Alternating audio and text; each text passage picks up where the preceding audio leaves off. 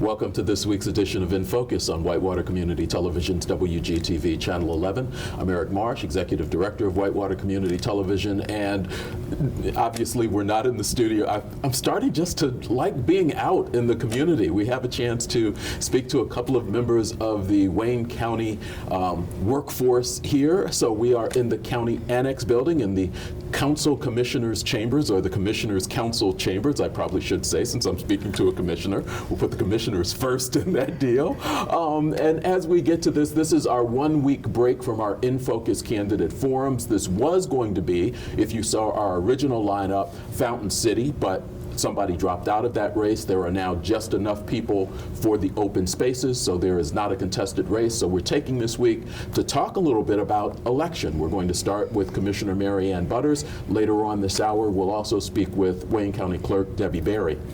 I want to remind you, though, this is still National Voter Registration Month, and there is still time for you to be registered to vote. If you need to do that, or if you want to check your status, you can do that very easily from the comfort of your home. Go to indianavoters.com, or you can stop into the clerk's office, 301 East Main Street, Monday through Friday from 8:30 till 4:30. They would be more than happy to help you out. As we get into next week's In Focus program, we'll talk even more about where you can vote when registration ends. You've still got a couple of weeks, but we don't want you to put it off. But as we talk to Debbie Berry and into next week, we'll remind you when early voting starts so that you can be involved in this particular upcoming election. Now, of course, if you listen to things nationally, they're talking very much about 2020, but in just a few weeks, you'll be asked to choose people for town council, clerk, those offices that are very, very close to you and who help make a lot of decisions that really do immediately affect your life. So as we turn, we bring in our first guest, Commissioner Mary Ann Butters. Thanks for spending some time with us today. Thank you. We're talking about elections and things of that nature, but I want to get a little information before we go there about your time as a commissioner, since I've got you in the chair. I talked about kind of what people are focusing on nationally. Nationally, they're focusing on the fact that the Republicans and Democrats are at their opposite ends. They're mortal enemies. But even here in Wayne County, where most of the offices on the county level, pretty much all of them, are Republican controlled, there are still some splits as to how you all think government should be run, what are priorities, things of that nature.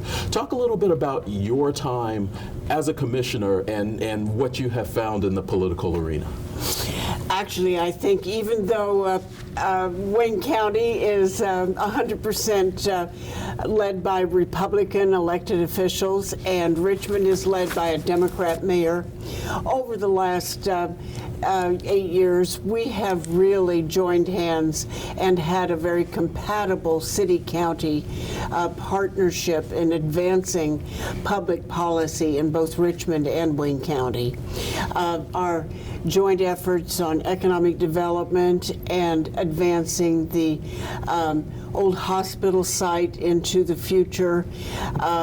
We've had many joint projects that we're very, very pleased to have had bipartisan partnership.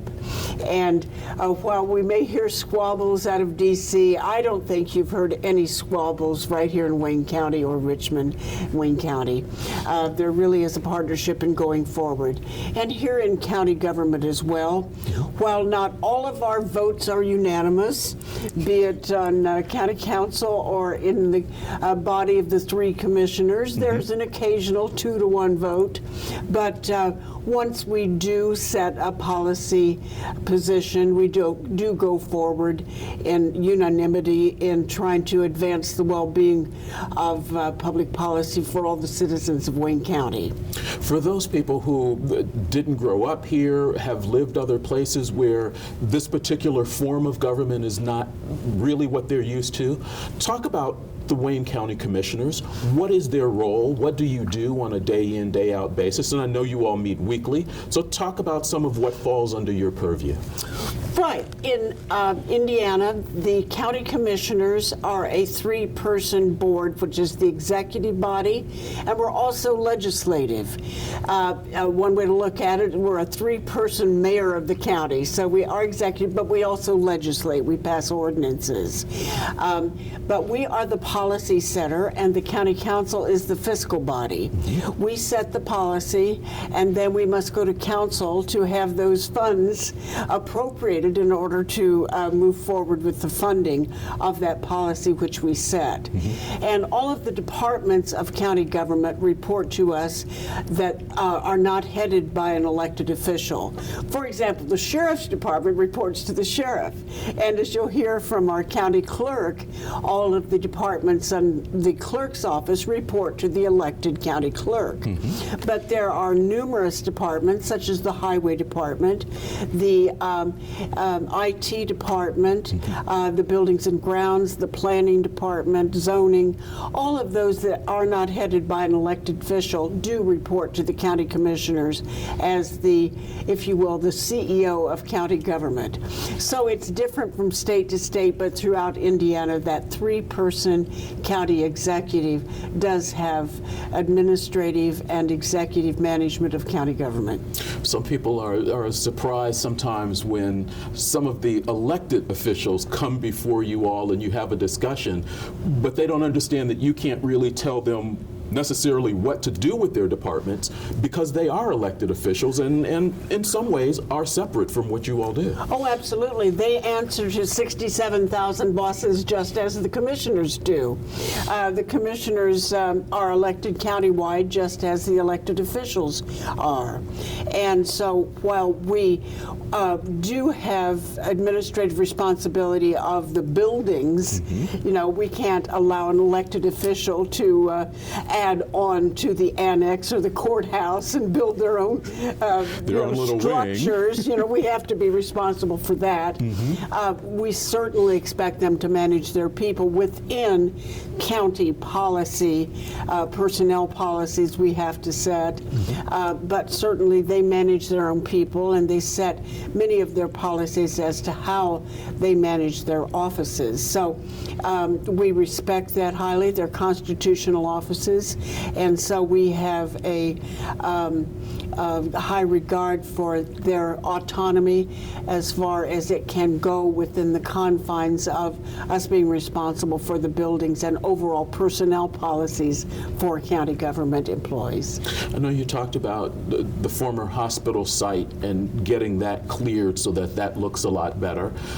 Talk to us about one or two other legislative wins that you feel like the commissioners have had that have made Wayne County a better place to live, work, and play over the last few years. Are there a couple of things that you can point to that the commissioners have been able to put into place, whether working with other legislative bodies or not, that has really kind of helped advance the area? Okay, well, one of the reasons I ran for office in the first place is that when I first ran for office, Wayne County was near the bottom in unemployment. We had 12% unemployment, 11%. We were last or second or third to last in unemployment. So I formed a task force on jobs, reached out to individuals who had to have just one commitment, and that was to be committed to getting Wayne County back to work. We held 8 job fairs at no taxpayer expense, and Wayne County led the way in getting 700 people's jobs ahead of the turnaround in surrounding counties. So that was really a nice way, without spending taxpayer money, to engage employers and all 4 colleges in Wayne County to really reach out to employers to start hiring a little ahead of the economic recovery, because we were in a terrible way 6.5 years ago. Another was we had a large number of people who were very concerned about the large number of animals who were being put down who were healthy and adoptable. So we formed a coalition of all of the animal rights concerned people who felt that we should have no-kill shelters. And this coalition of people came together, again, at no taxpayer expense.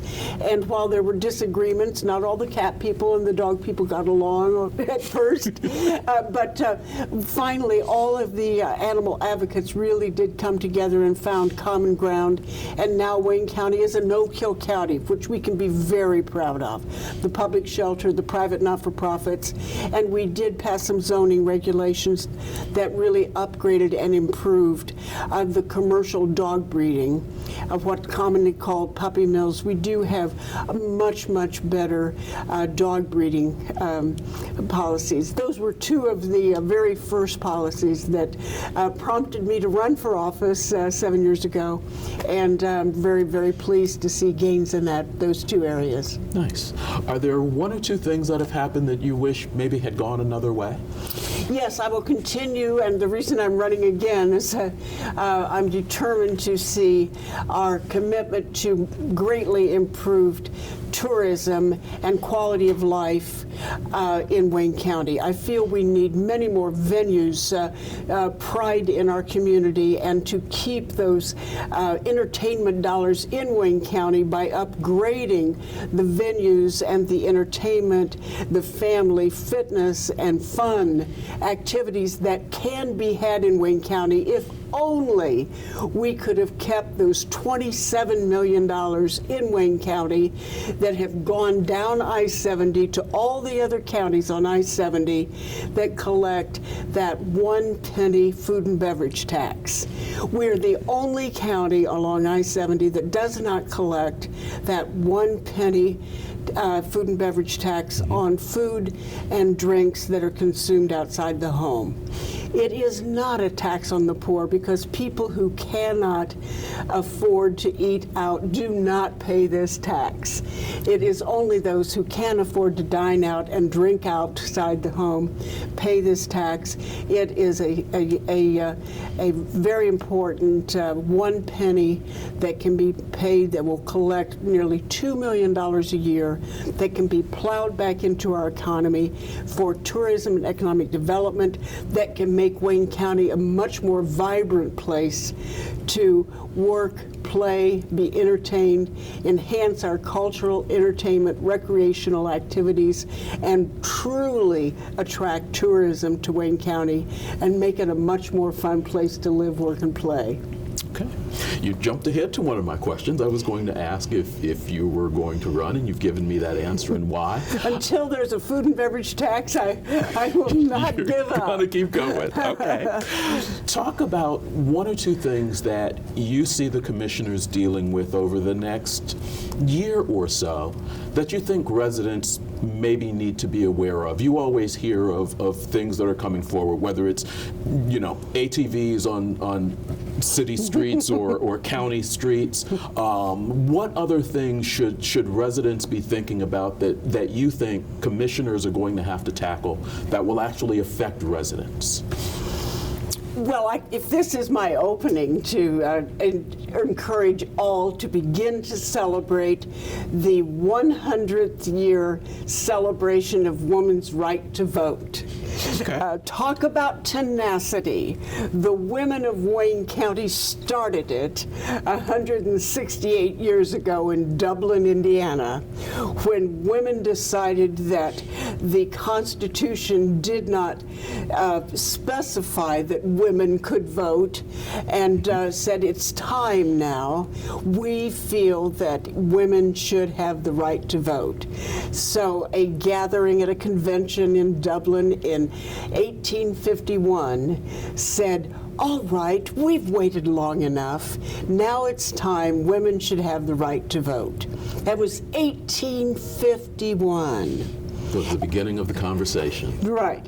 And it took them 69 years of hard work and being jailed and force-fed. And it was a hard struggle that so many women and men and girls and boys do not know the struggle that our founding mothers went through to achieve the right to vote.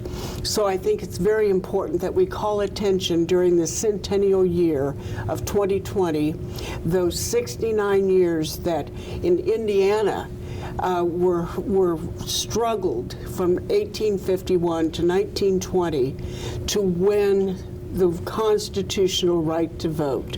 And we're going to kick that off because it was October 15th of 1851 when that convention in Dublin unanimously passed a resolution of absolutely radical thought that women should be able to cast their own ballots. That they passed that resolution. So we're going to go back to Dublin on October 15th this year, and the chairman of the Centennial Commission for Women's Right to Vote, Lieutenant Governor Suzanne Crouch, will be speaking in Dublin, and all are welcome. It's free, and we hope to have a huge crowd in Dublin at the Quaker Church, just a block south of 40. Where we're going to celebrate the launch of the year-long celebration throughout Indiana. Lieutenant Governor Crouch thought it appropriate that we kick off the year-long celebration right where it began, right here in Dublin, Indiana. You've turned me on to a couple of different pieces that I was not aware of, one of them being a video that Lady Gaga put out. Did you see that? I did watch that. And then the movie that was created a few years back, Iron-Jawed Angels, I believe is the name of it, with Hilary Swank and Angelica Houston and a few others. Talk a little bit about not only the struggles, but you and I had a conversation a week or so ago. You were talking about speaking with some of the ladies in Indianapolis when you were still a reporter, words that were used and things of that nature. Can you relate some of that to me? Yes, I was a reporter at the Indianapolis Star when the 50th anniversary of women's right to vote was celebrated in 1970, and I made the mistake of writing the word suffragette in a Star article. And it's a word that's used in one of the movies, as a matter of fact. Right. And I was sat down by these suffragists and told that suffragette was almost a slur. It was a way of dismissing the seriousness and the struggle that they went through to gain ratification of the 19th Amendment. They said the word is suffragist. When you say suffragette, you're dismissing us. It's a diminutive. Do not call me a suffragette. The word is suffragist. And so from that period, from that moment forward, I never wrote or referred to a suffragist again as a suffragette. And I call upon others. Unfortunately, I don't know of any suffragists who are surviving to celebrate the centennial.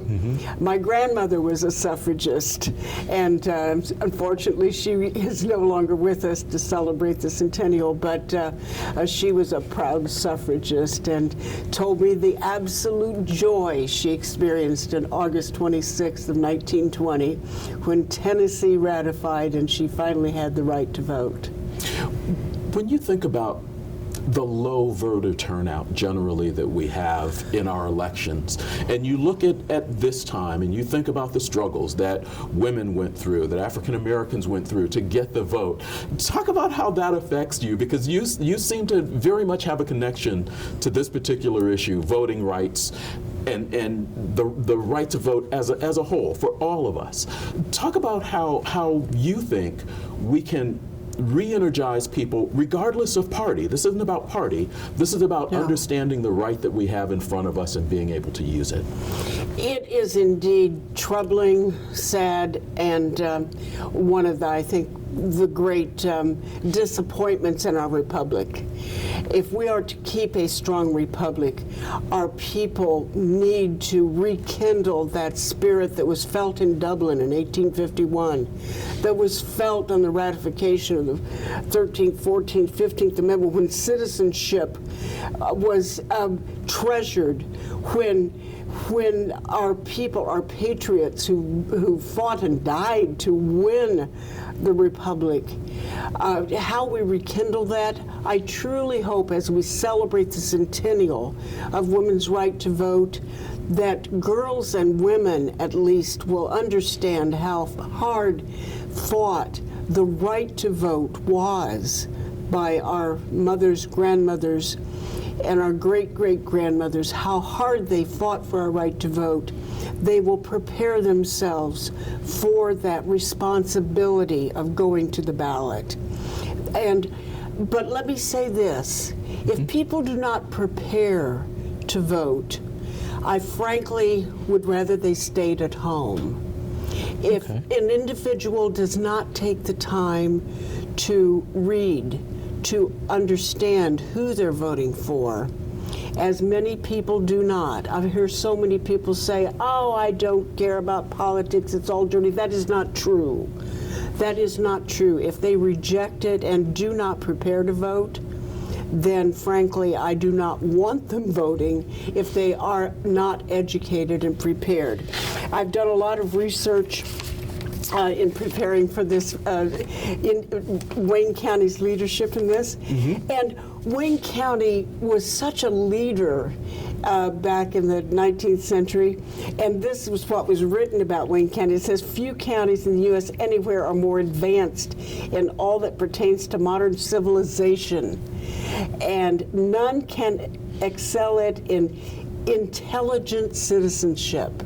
That's what this is about, intelligent citizenship. That's what the women in Dublin were all about.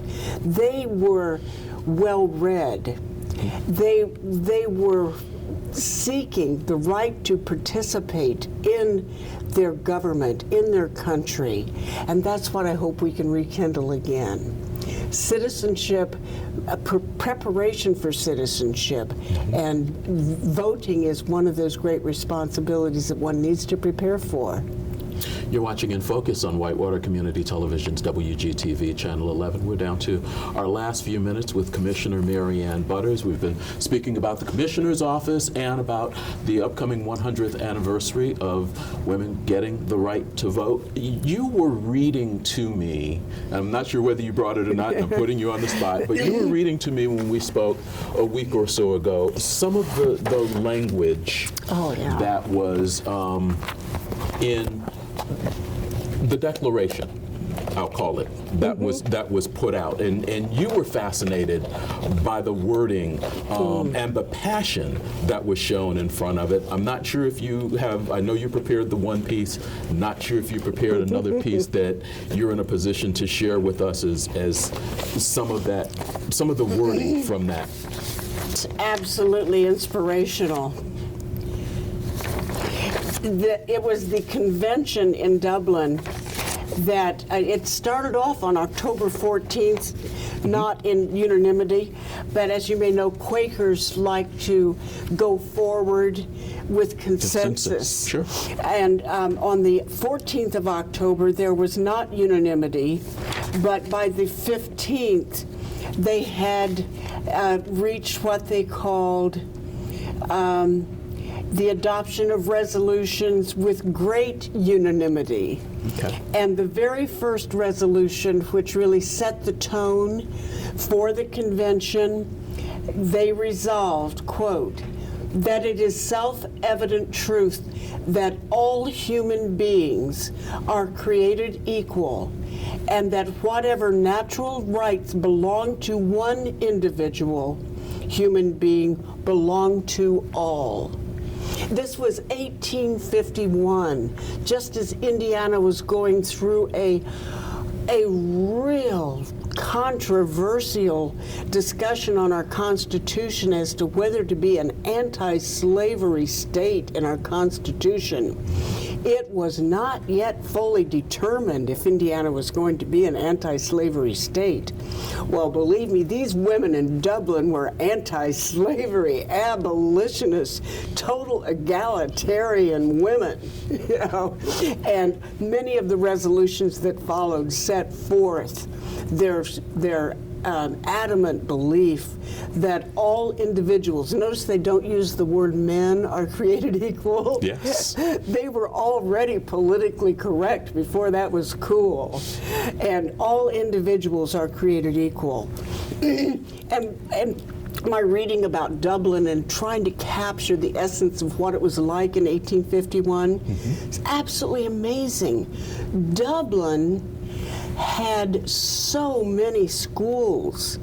Back in 1837, of course, the Quakers, what started all this is Quakers taught little girls to read. You know, if they hadn't taught these little girls to read, none of this uppity action would have probably happened, right? Keep them ignorant and none of this would happen.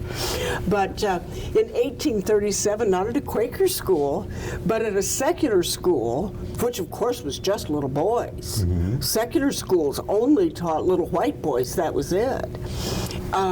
This little girl in Dublin, I'm sure her Quaker girlfriends could read and all that. And so this little girl walked into a boys' school and sat down and said, I want to go to school. Unfortunately, her name has been lost over time. But this little girl sat down in this school in Dublin and said, I want to go to school. I want to know how to read. And the faculty and the owners of the school, it wasn't public at that time, said, well, why not? And they looked at each other and said, okay, you can stay. And so she got her girlfriends, and so this became the first co-ed school in Wayne County. And then in the 1840s, there were 17 faculty in this particular school. And remarkably, this has been lost. We need to know our history, Wayne County. Of the 17 faculty of the school in Dublin, 7 of them were African American, and a large number of the students at the school in Dublin were African American as well. So not only was it co-ed, it was also an integrated school in Dublin. How progressive was Wayne County in the mid-19th century? I think we can be so proud. And as they said about Wayne County, intellectually advanced and cultured, I think we can be so proud of Wayne County. Nice. We're looking for October 15th. Be the date. Lieutenant Governor Suzanne Crouch will be in. It will be a celebration of the convention that happened back in the day, as it were. Back in the day.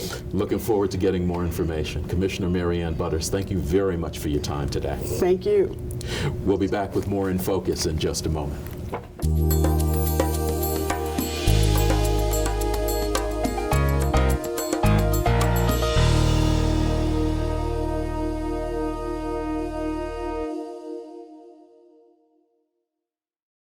My name is Whitney Reeves, and I will be guest hosting Access to the Arts this month. Please join us to learn all about how you can get involved with the arts in the Richmond community. Yeah, there's so much going on in September in particular for us. It's just an exciting time of the year. If you want to guarantee a ticket for, say, one of the shows that I've mentioned, you'll want to get those season tickets. Well, Access to the Arts. Hey, how's it going? Remember to watch Access to the Arts on WETV Thursday evenings, Channel 20. Hi, I'm Eric Marsh. On the next Eastern Indiana Works, we'll find out how Eastern Indiana Works helped land employment for a couple of people at a company not only unique to Indiana, but to the country. Acrobounty Technologies, about 30 years ago, developed a bioengineered salmon that could reach market size in approximately half the time. Eastern Indiana Works, Tuesday evenings at 10:30 on WETV, Channel 20.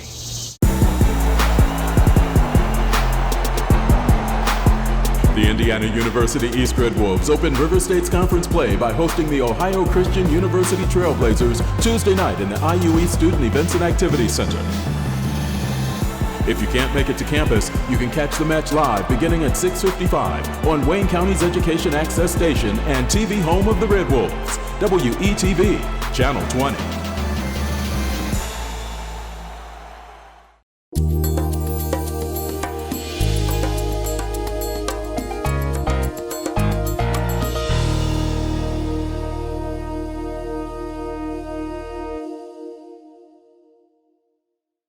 Welcome back to In Focus on Whitewater Community Television's WGTV Channel 11. I appreciate you staying with us as we change the guests in the seat. We are now joined by Debbie Berry, Wayne County Clerk. Thanks for spending some time with us. Well, thank you for inviting me, Eric. I know we do this. It seems like we do this a lot.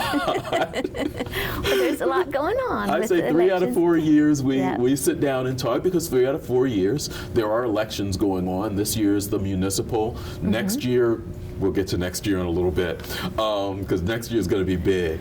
You have been Wayne County Clerk for how long? For 5 years. This is my 6th year. Okay. Enjoyed it? I have enjoyed it. It's a lot of hats to wear. Being the clerk, there's a lot of responsibilities, but I have enjoyed it. I love public service. I love serving the community and the people. I've been in public service since 1984 in one political government office or the other. So yeah, this just seems to be my calling, and I enjoy it greatly. Conversations around particularly clerks' offices for us mainly has been about elections, and obviously we've got one coming up, and we've got a huge one in 2020, and we'll talk about some of that, including election security, which is something that obviously since the 2016 has always been part of the purview, but particularly since 2016 it's been a big conversation. But for those people that may not be aware, tell us a little bit about what the clerk actually does. We've talked a lot about things that encompass the clerk's office, but the clerk is an elected official, and we were talking with Mary Ann Butters previously about some of the elected officials within Wayne County government. When you're elected to your position, what are you personally responsible for? Well, of course, the clerk is responsible for all the administrative functions of the clerk's office. So in the clerk's office, I have 3 offices that I oversee. I have the clerk's main office, and this is the office where folks come in and apply for marriage license, any type of civil cases that are filed in the clerk's office, those court filings for like divorces or civil collections, estates, and paternity, you know, any type of a civil case that comes in, family cases, family court, comes through the clerk's office. We have 4 courts, really basically 5 with our 4D court. So all of those cases come through the clerk's office. You all are responsible for all of that paperwork. Any type of paperwork, pleading, or whatever, which it is funny that we say that because now, since we went e-filing, we don't have the physical paperwork anymore. It comes in electronically. If someone comes in and fills out forms, we call those pro se filings if they're done by an individual and not an attorney. Then we scan those in and then shred the paperwork, because now anything that is scanned in is considered a permanent record. We're able to keep those as a permanent record. If they're scanned in, we're no longer subject to the expense of microfilming. Okay. And we have years and years and years of microfilming still to accomplish. Years and years and years. And we work on that quite diligently, but it's a huge job. Okay. And then on the criminal side, any criminal filings, the prosecutor through the state, makes many filings, and we're responsible to keep all of those filings, all the pleadings, anything that goes along with those. Once the initial casework is in, any supplementals that come in, then the clerk is responsible to make sure that we process those, scan those, get them to the courts, get them in the right electronic buckets for them to open, and that they're not only scanned, but scanned properly, that they're not upside down or the backs, so sometimes we get in a hurry and we make mistakes, and it's very, very vital that we try to be as efficient and accurate as we can, because everything that goes through the clerk's office is what makes the courts fair and balanced and for them to run smoothly. What is the size of your staff? I have 25 right now. In the summertime, we do hire seasonal help to help us with that microfilming and getting records shredded and put away. So I have the clerk's main office, then I have the small claims traffic office. Small claims is if someone has a proceeding that is less than $6,000 or an eviction, those go through that office. Ordinance violations go through that office from the city. So I have 8 people over there that handles that, and then I have the voters registration office with 3. So we have we call it our records library. We have 3 librarians who are there who helps, to be able to pull records when someone comes in and wants a copy of something.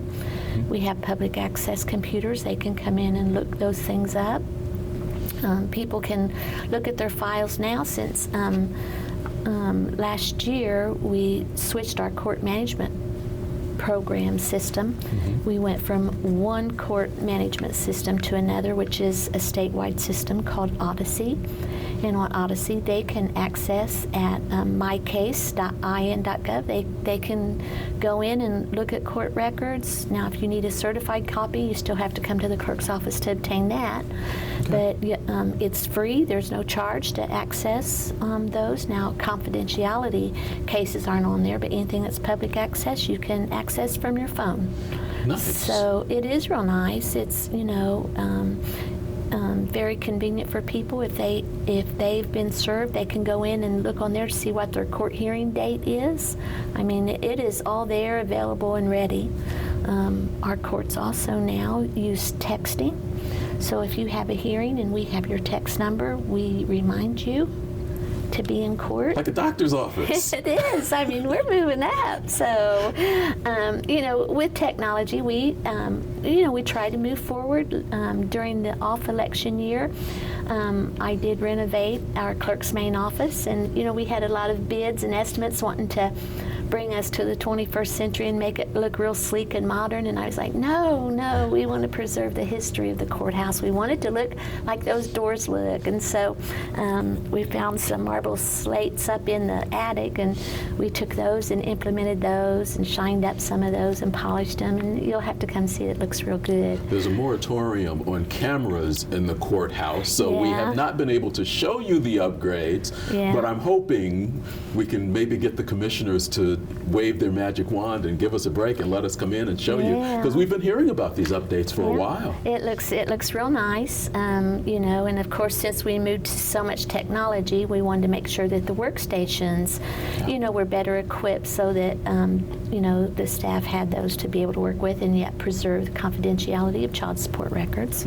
So back to what the clerk does, child support is a huge, last year in 2018, we had more than $8 million of receipts and disbursements that the clerk's office did in child support and civil collections and bonds and all of those types of things.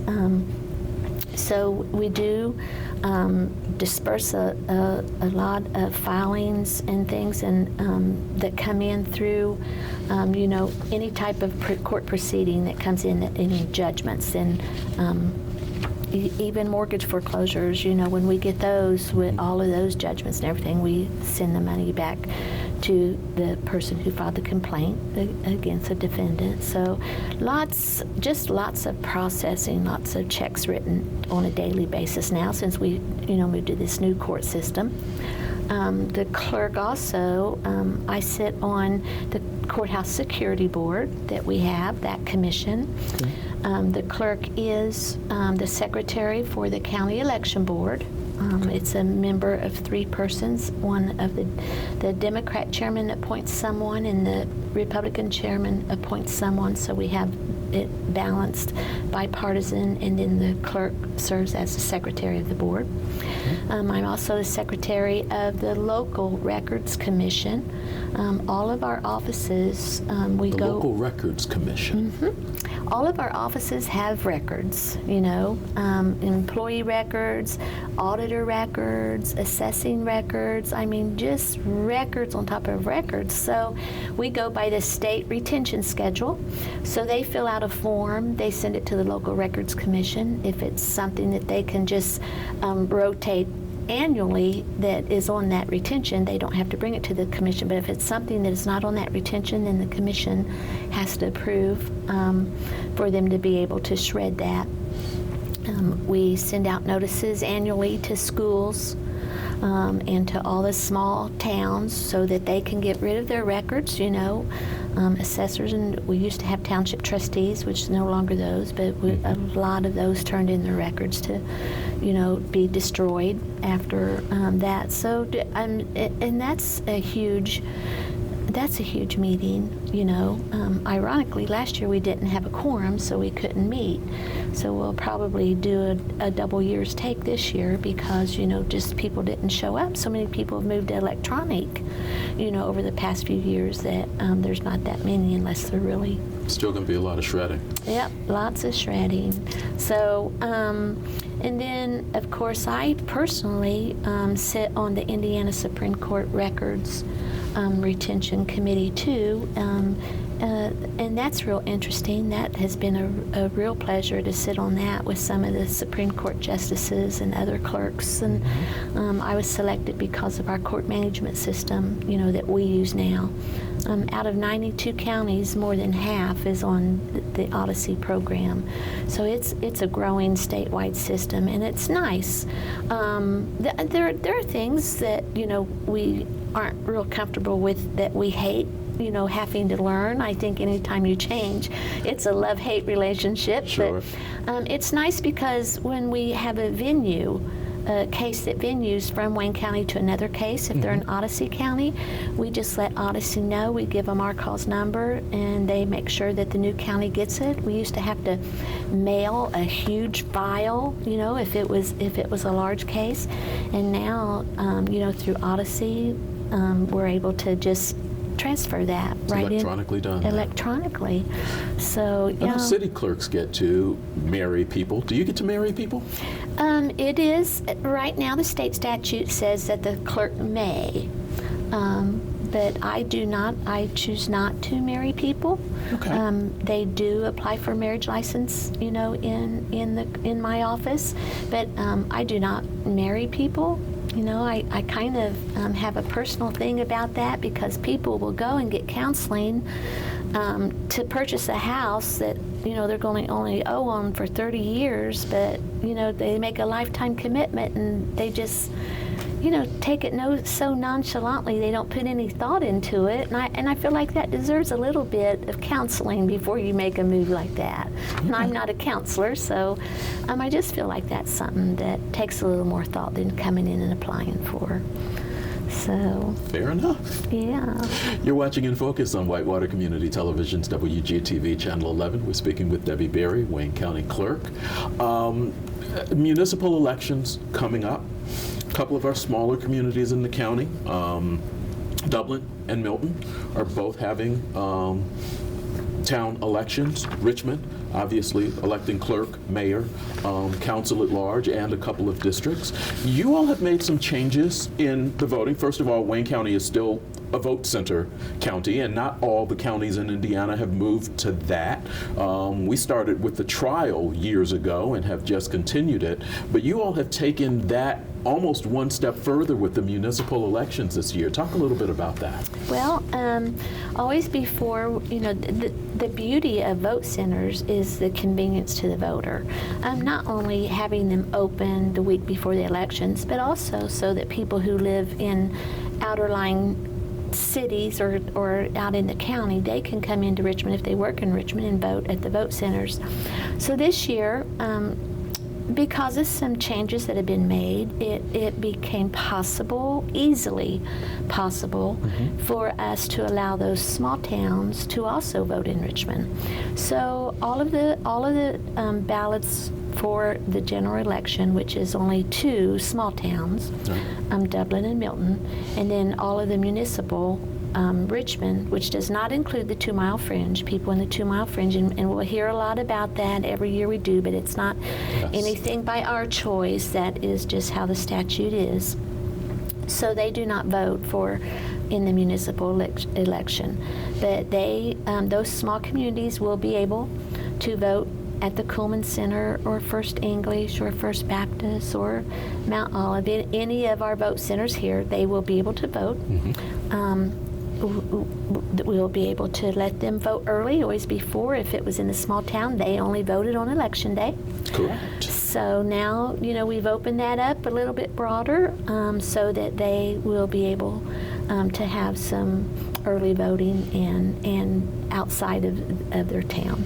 And if they're voting day of, they can still use those vote centers. And is the Golay Center added for election day only? Yes. No, No? early voting. Early voting is, Yeah. is okay. Yeah. So, Yeah, we won't have a lot, of course, people going to the Golay, because I think we provide sufficient places here, but they can vote here. okay.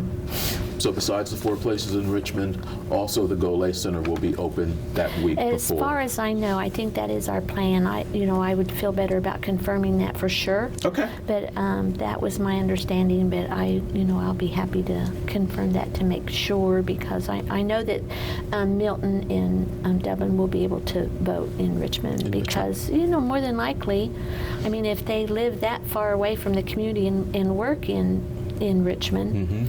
It's going to be difficult for them, to be able to get back before. Get back in time. Yeah. So. One of the other things that are going into place for this election and new polling books, electronic polling books. Talk a little bit about that change. You've been doing a lot of upgrades through the years. Yeah. This is a relatively new one, actually. This is new, and we are really excited about these e-poll books. As you know, there's been a huge concern, and as the clerk, it's been a huge concern about security. I have always felt comfortable and protected because, working with these vendors and stuff, our voting machines are never online. And so, our e-poll books are online, but behind a firewall, and, because they have to talk to each vote center. Right. So that is how we do that in order to make sure that someone isn't voting at Golay Center when they've just voted at First English. So with this e-poll book vendor that we've selected and talked to, and we've been looking at this for a couple of years now, especially, to be honest, after our former e-poll book vendor got hacked in Florida. Now their circumstances in Florida are a lot different than ours here in Indiana. Okay. I'll be the first to say, but it puts a fear in the voters. Now, I knew we were secure, and I knew, but when the voters reads about that, then it's a concern. And so we started looking, after 2016, and then when we seen the no ink, they are on the Apple tablets, which the security on them is even greater anyway. So, that's kind of like a built-in second secure piece of work for, our e-poll books. These are all one standalone. If you voted at the vote centers, the voters will remember we had a laptop, we had a scanner, we had a printer, we had a separate little signature pad that you had to sign on. So, Yes. it was You had a lot of equipment on the table. Yeah, and all those wires. Oh my goodness, we taped them to the tables, we taped them to the floor, we taped them down the wall. So that's a tripping hazard alone in itself, which is, a concern in any public forum that we have, that, people can participate and not be hurt or fall.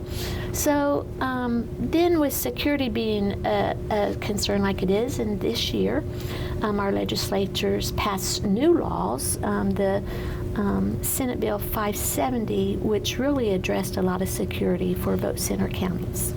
Our e-poll books, now they have to be sealed just like our voting machines used to have to, still are, but how we always did it for voting machines, now we're required to do it on our e-poll books. Well, when you have 4 pieces of equipment, how are you going to seal all that together? So now our e-poll books are in one case. They have a place to put the seal. We'll be able to follow that state statute, to get those done. and still be set up by 5 a.m.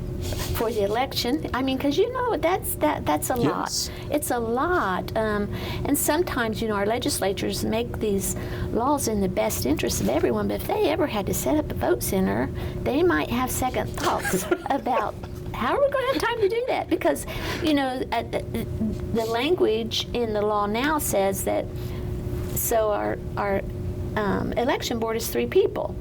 And the law says that those 3 people have to deliver those on the day of the election. Well, how are we going to ever get to 8 places on the day? I mean, so what we have to do then, of course, is to develop a resolution in order so that our IT department or our judges or someone, but the election board has to address that because we have to follow the law. So, and it's just like with the resolution this year, Fountain City was going to have an election, and so we had to have a hearing because a candidate actually changed his mind, but he changed his mind a day too late after the deadline to withdraw. So we had to, have a hearing to just make sure that everything, follows the law. So when these laws are made, then we have to go, by what they say. Okay. So these new e-poll books, they're wireless. They're all in one standalone station.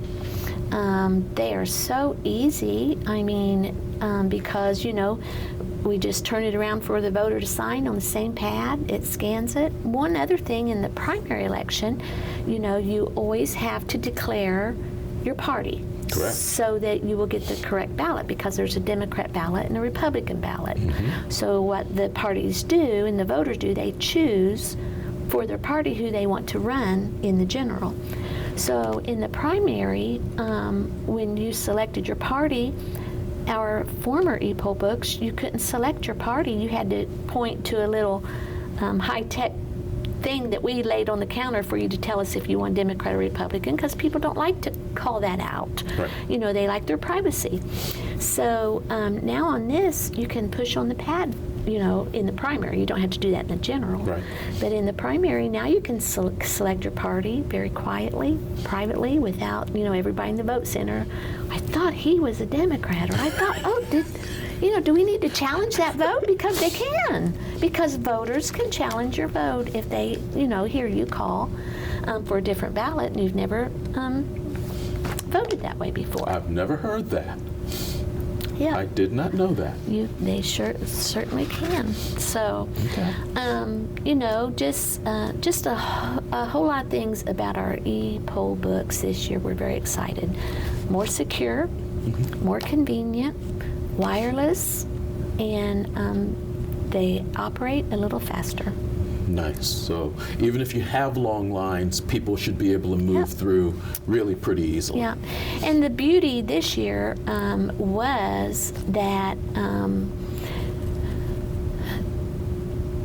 it timed just perfectly for a smaller election, so that next year in the presidential, because I think our voters will see that we will have less time in lines because they move faster. Okay. We'll try to organize it so that they don't bottleneck at the judges, So this is kind of, we're glad that it's the municipal election, a smaller election, because it'll be trial and error. Give it a chance to try things out. And see exactly what, the needs are for the public.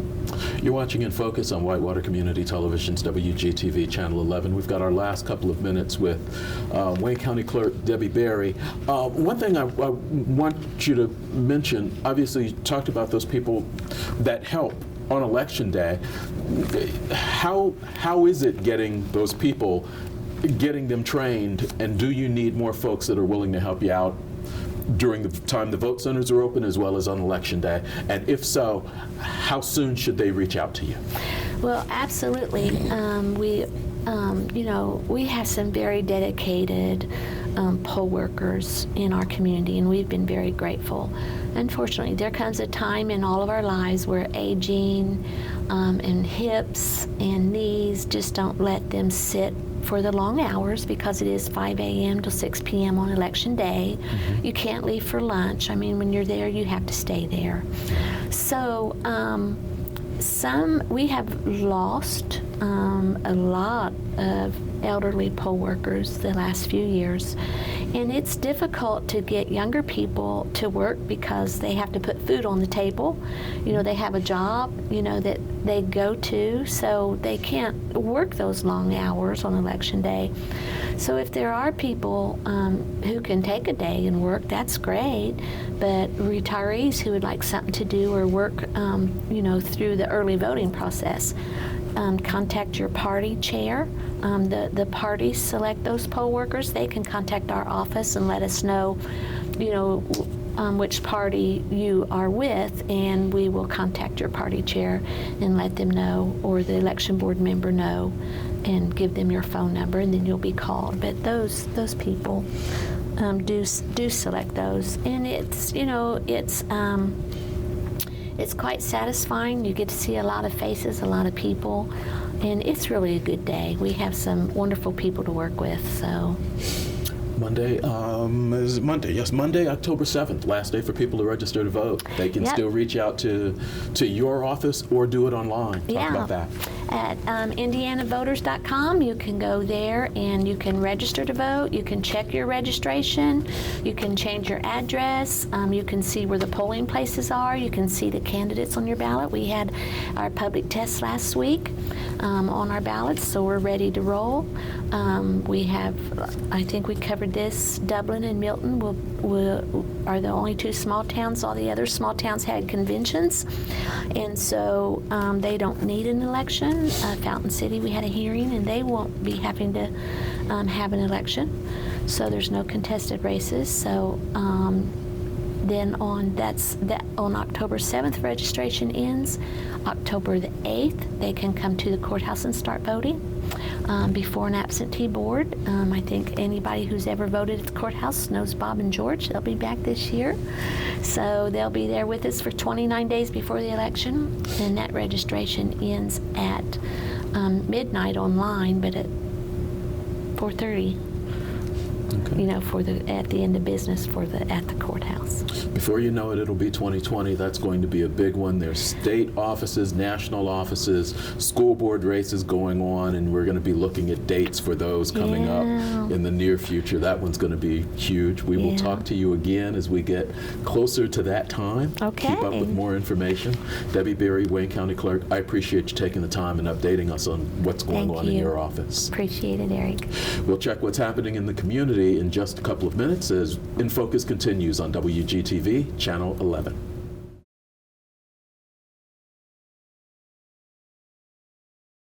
I'd like to thank my guests, Commissioner Mary Ann Butters and Clerk Debbie Berry, for being part of this week's show. Remember, we've mentioned it before, but you only have until October 7th to get registered to vote. Please do that. You can check your status and more at indianavoters.com. Next week, our In Focus candidate forums shift to Richmond. We will have 3 candidates running for Richmond Clerk. The following week, October 3rd, we'll have Richmond Common Council Districts 2 and 3. October 10th, Richmond Common Council at large. And then the 17th, the 3 candidates running for mayor of Richmond will be in the studio. Those last 3 will all be 90 minutes, and we'll be taking your questions during the show. Thanks a lot for watching this week's In Focus. Have yourself a great week. See you next Thursday evening.